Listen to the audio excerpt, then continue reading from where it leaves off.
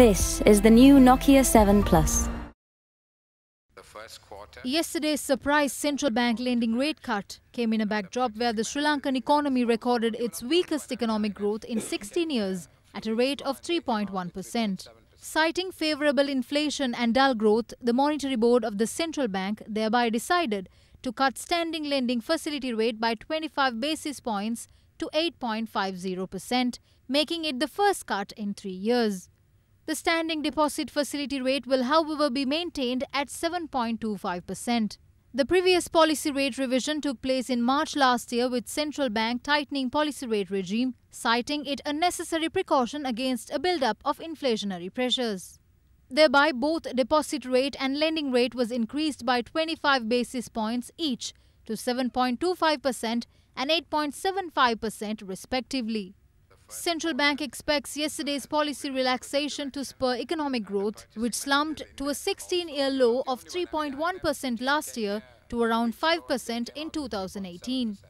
The Monetary Board felt it would be timely at this juncture to give a signal that the tightening phase of monetary policy should come to an end. Though we have seen growth come off desirable levels, the central bank did maintain a tightening bias because we saw towards the last quarter of 2017 a peak in the headline inflation rate. At the time, the situation has improved quite significantly in terms of prospects for inflation. We felt that the overall picture now is such that it will be useful to use monetary policy to give a bit of a boost to the growth impulses in the economy.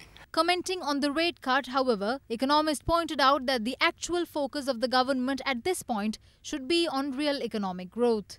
Looking from an economic growth point of view, economists would say that this is a favourable move in the revival of the economic growth process. So it is high time that the government has really buckled down to focusing on economic growth as their primary goal. But perhaps, looking from a different point of view, one would say that, it's the realization of the government that economic growth process had to take off, and for that, cost of finance is a major factor that has obstructed the economic growth. On the other side of it is that political situation, policy and the government itself, how the investors are going to look at the future scenario, whether it is going to be favorable or not. On the downside is that there is a possibility of oil prices going up. If the oil prices do go up, we are going to have a serious situation back again on the trade deficit, which has been one of the highest in last year as well. So if that happens, the lowering of interest rates sometimes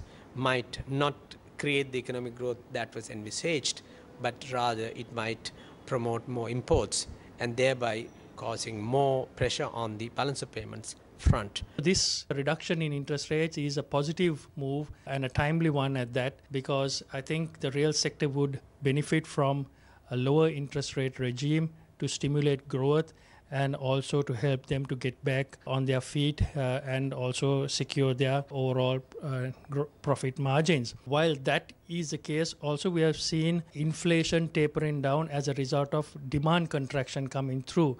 Now, this facility predominantly is accessible only to the interbank market players, where they trade their surplus reserves. The thinking behind the reduction of the interest rates was primarily driven by the sluggishness in the economic activity, particularly in the real sector, where we found many companies tottering as a result of the double-digit interest rates prevalent in the market, along with the rupee depreciation, which also has added significant throughput cost into their cost of production. So all in all, gives central bank the breathing space to cut the standing lending facility, which is a positive move and is welcomed by all sectors.